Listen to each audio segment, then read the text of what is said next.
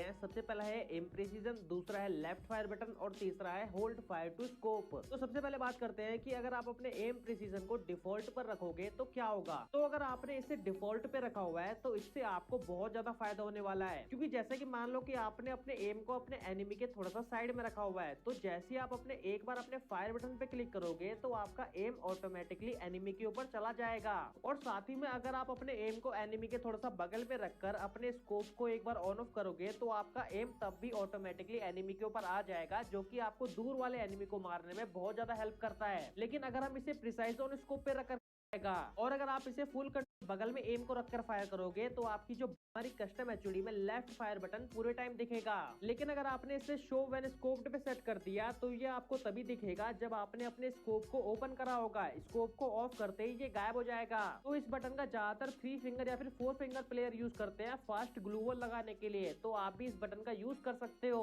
उसके बाद आता है हमारा होल्ड फायर टू स्कोप वाला ऑप्शन। तो ये ऑप्शन सिर्फ और सिर्फ स्नाइपर चलाने के लिए ही है। जैसे कि मान लो आपने इसे ऑन किया हुआ है ना, और आप M8 कार 98 या फिर AWM है ना, या फिर कोई सी भी स्नाइपर चला रहे हो, तो जैसे ही आप अपने फायर बटन पे क्लिक करोगे तो आपका ऑटोमेटिकली स्कोप ओपन हो जाएगा। और जैसे ही आप अपने फायर बटन को छोड़ोगे तो आपका एक बुलेट फायर होते ही आपका ऑटोमेटिकली स्कोप ऑफ भी हो जाएगा। लेकिन अगर आप होल्ड फायर टू स्कोप को ऑफ करके फायर बटन पे क्लिक करोगे तो सिर्फ आपकी एक बुलेट फायर ही होगी, कोई भी स्कोप ओपन नहीं होगा। तो भाई अगर आप स्नाइपर चलाते हो ना तो आपको इसको हमेशा ऑन करके ही खेलना चाहिए, क्योंकि इससे सिर्फ एक बटन से 3 काम हो जाते हैं। पहले स्कोप ओपन हो जाता है, फिर उसके बाद फायर भी हो जाता है और फिर अपने आप स्कोप बंद भी हो जाता है। तो इसीलिए आप हमेशा इसको ऑन ही रखना। उसके बाद आता है हमारा नेक्स्ट ब्लॉक जिसका नाम है असिस्टेंस, और इसके अंदर हमें 4 ऑप्शन देखने को मिल जाते हैं। जो सबसे पहला है उसका नाम है क्विक वेपन स्विच। तो अगर आपने इसे ऑन कर दिया है तो आपकी कस्टम एचडी में एक बटन ऐड हो जाएगा जिसपे क्लिक करके आप अपनी गन को स्विच कर सकते हो।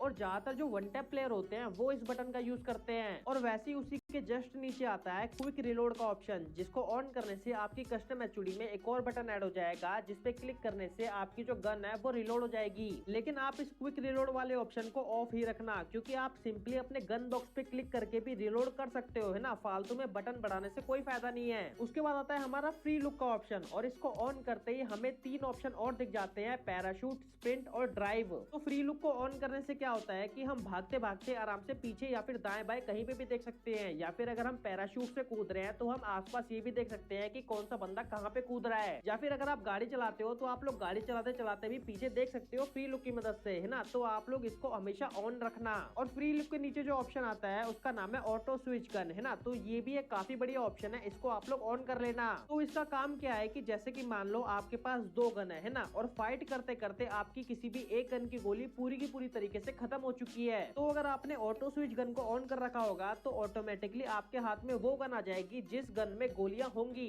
लेकिन ये बात याद रखना कि ऑटोमेटिक गन स्विच तभी होगी जब आपकी एक गन की गोली पूरी की पूरी तरीके से खत्म हो गई होगी। उसके बाद आता है हमारा नेक्स्ट स्लॉट जिसका नाम है थ्रोएबल्स, है ना। और इसके अंदर हमें 2 ऑप्शन देखने को मिलते हैं। सबसे पहला है ग्रेनेड स्लॉट का। तो अगर आपने अपने ग्रेनेड स्लॉट को सिंगल स्लॉट पे कर रखा होगा तो आपकी जितनी भी ग्लू वॉल होंगी या फिर जितने भी आपके ग्रेनेड होंगे वो आपको एक ही बटन में देखने को मिलेंगे। लेकिन अगर आप इसे डबल स्लॉट पे कर दोगे तो आपको ग्लू वॉल के लिए एक अलग बटन मिलेगा और ग्रेनेड के लिए एक अलग बटन मिल जाएगा। और मैं भी इसे डबल स्लॉट पे रखकर ही खेलता हूँ, तो आप भी इसे डबल स्लॉट पर ही रखना। और उसके नीचे आता है ग्लू वॉल स्मार्ट थ्रो का ऑप्शन, है ना। तो ये ऑप्शन मुझे बहुत ज्यादा बेकार भी लगता है और कभी कभी सही भी लगता है। तो इस बटन से क्या होता है कि अगर आप इसे ऑन कर दोगे तो आपकी गेम में जो ग्लू वॉल होती है, अगर आप उस बटन पे क्लिक कर दोगे तो आपकी ग्लू वॉल अपने आप ही लग जाएगी बिना फायर बटन पे क्लिक किए। और ये वाला बटन मुझे इसीलिए बेकार लगता है क्योंकि सिर्फ एक ग्लू वॉल वाले बटन पे क्लिक करने से आपकी ग्लू वॉल ही लग जाती है ना, मतलब निकाल भी लेता है ग्लू वॉल और वो लगा भी देता है। और शुरुआत से मैंने ऐसे ग्लू वॉल कभी भी नहीं लगाई है, तो इसीलिए मेरे को इस बटन से खेलने की प्रैक्टिस नहीं है, तो इसीलिए मैंने इसको ऑफ कर रखा है। उसके बाद आता है हमारा नेक्स्ट ब्लॉक जिसका नाम है मूवमेंट। तो इसमें जो सबसे पहला ऑप्शन है वो है ऑटो पैराशूट का। तो अगर आप ऑटो पैराशूट को ऑफ कर दोगे और जैसी एरोप्लेन से कूदोगे, है ना, तो आपको जल्दी जल्दी नीचे आने के लिए अपने स्प्रिंट वाले बटन पे भी क्लिक करना पड़ेगा,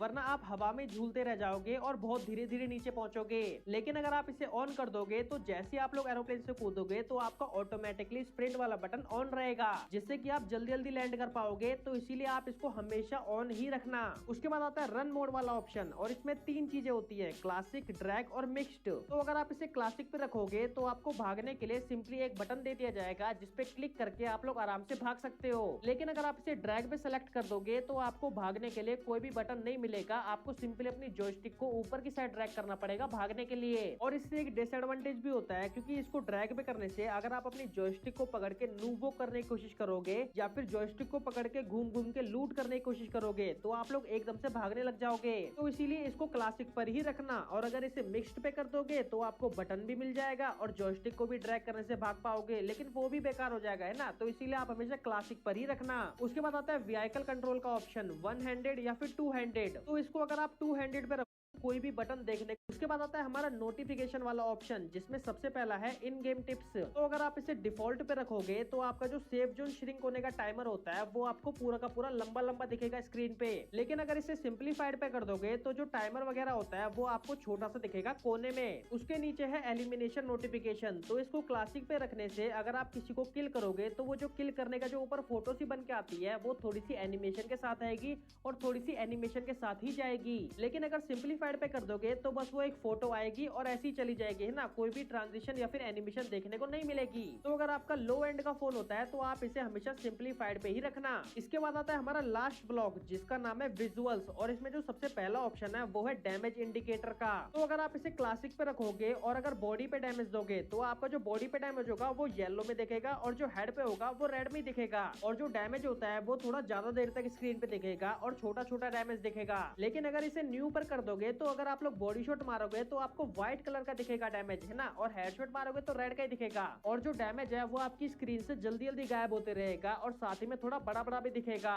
तो आप दोनों में से जो मर्जी रख सकते हो। उसके बाद आता है हमारा विजुअल इफेक्ट्स का ऑप्शन, है ना। तो ये भी एक काफी इंपॉर्टेंट ऑप्शन होता है। इसमें हमें 3 ऑप्शन मिलते हैं, क्लासिक, डार्क और नो ब्लड। तो क्लासिक पे रखने से क्या होता है कि जब भी आप सेफ जोन के बाहर रहोगे तो आपको अपनी स्क्रीन के ऊपर लगातार रेड रेड कलर के धब्बे आपके आते रहेंगे, जिससे कि आपको जोन के बाहर फाइट करने में बहुत ज्यादा मुश्किल हो जाएगी। और जब किसी पे फायर करोगे तो आपको रेड रेड कलर का ब्लड भी देखने को मिलेगा। और अगर आप इसे डार्क पे कर दोगे तो आपको जोन के बाहर ब्लैक कलर के धब्बे देखने को मिलेंगे और आपको इससे भी जोन के बाहर फाइट करने में दिक्कत होगी। और किसी के ऊपर फायर करोगे तो आपको ब्लैक कलर का ब्लड देखने को मिलेगा। लेकिन अगर इसे नो ब्लड पे सेट कर दोगे तो आपको जोन के बाहर कोई भी दाग धब्बा देखने को नहीं मिलेगा, जिससे कि आप जोन के बाहर आराम से फाइट ले पाओगे। और किसी पे फायर करते समय भी आपको कोई भी ब्लड देखने को नहीं मिलेगा। तो इसीलिए इसे हमेशा नो ब्लड पे ही रखना। उसके बाद जो हमारा हिट मार्कर है इसे आप क्लासिक या फिर न्यू कुछ भी कर लेना। और जो आपका टीममेट इन्फो है, अगर आप इसे ट्रांसलूसेंट पे कर दोगे और अपने टीममेट के पास जाओगे तो आपका जो टीममेट का नाम होता है उसकी ओपेसिटी थोड़ी सी कम हो जाएगी। और टीममेट के थोड़ा सा दूर जाते ही उसके नाम की जो ओपेसिटी है वो वापस से 100 हो जाएगी और पूरा का पूरा सही से नाम दिखेगा। लेकिन अगर इसे क्लासिक पे रखोगे तो आप चाहे पास जाओ या फिर दूर जाओ, आपको पूरे टाइम आपका जो टीममेट का नाम है वो पूरा व्हाइट में ही दिखेगा। तो इसे आप जो मर्जी रख लेना, मैं तो इसे ट्रांसलूसेंट पे ही रखता हूँ। और बाकी इसमें कोई भी इंपॉर्टेंट सेटिंग नहीं बची है। बस आप लोग अपने डिस्प्ले में आना और यहाँ पे एकदम नीचे आके अपने गन शॉट अलर्ट्स को ऑन कर लेना, जिससे कि जितने भी एनिमी जहाँ से भी फायर कर रहे होंगे वो आपको अपनी स्क्रीन पे साथ के साथ दिखते रहेंगे एक बुलेट के सिंबल में, है ना। तो आप लोग इसको हमेशा ऑन करके रखना। और भाई सच बता रहा हूँ कि ये जो सभी सेटिंग्स है ना, इनकी एक एक क्लिप लाके सही तरीके से बताने में बहुत मेहनत लगी है ना। मतलब ऐसा मान लो कि यार 25-30 बार गेम में घुस घुस के निकाल निकाल के क्लिप लेके आया हूँ। तो इसीलिए अगर आप इस वीडियो को बिना लाइक किए जाओगे तो यार बहुत बुरा लगेगा।